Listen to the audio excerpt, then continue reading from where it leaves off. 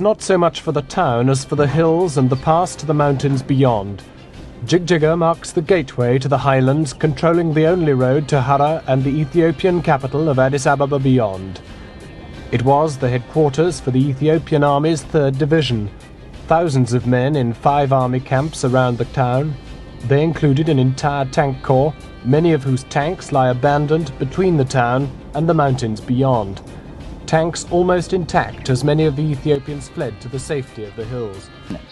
Then over here, there's the bigger conflict in the Ogaden region of Ethiopia, between Ethiopia and Somalia. And latest reports have the Somalians occupying most of this entire Ogaden region. Robin?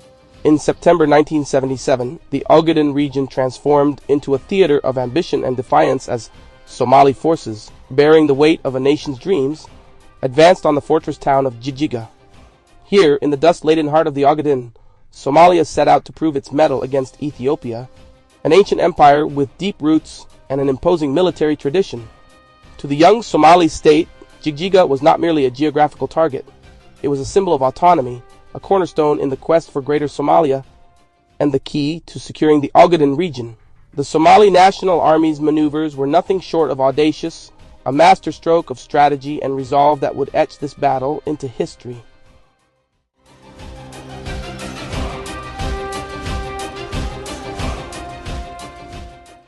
Commanders had designed an intricate choreography, a multi-pronged offensive that would harness both fire and speed to achieve what many considered impossible.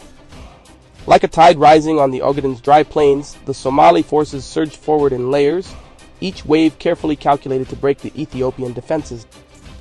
Somalis have now pushed on some 40 miles across the plateau beyond.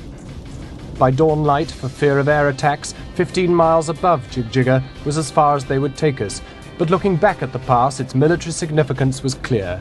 Back in the town itself, some of those who'd fled to the bush during the fighting were out celebrating. As in other battle centers we'd visited in the Ogaden, they were out with branches, sticks and guns, chanting abuse against the departed Ethiopians.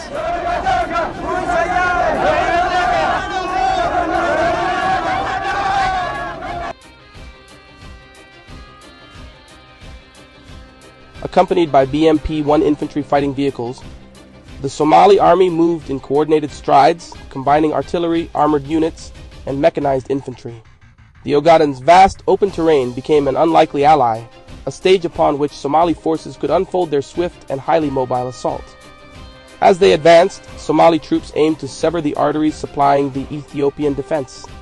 In a maneuver as precise as a surgeon's incision, they cut off Jigjiga from surrounding support bases, isolating Ethiopian troops from reinforcements and supplies. Somali artillery units positioned themselves on elevated ground, giving them a commanding view and enabling them to strike with pinpoint accuracy. From these vantage points, they unleashed a steady rain of shellfire on Ethiopian strongholds.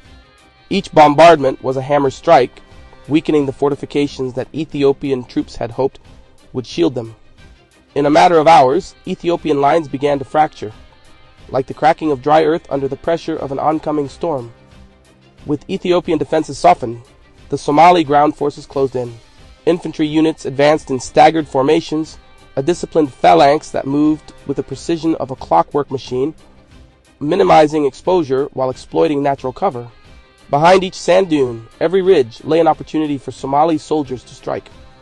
Seasoned commanders, reading the battlefield like a map of instinct and intuition, guided their troops forward, while the Western Somali Liberation Front engaged in a flanking attack that drew Ethiopian attention away from the main assault.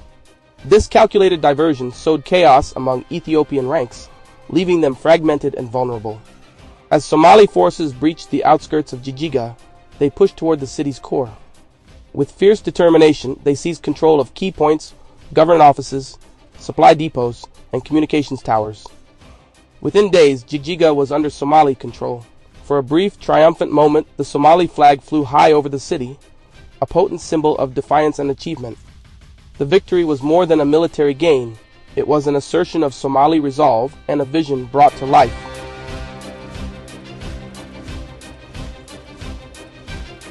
The Somalis are within sight of their objective. The Soviets are airlifting massive quantities of arms into the Ethiopian force there.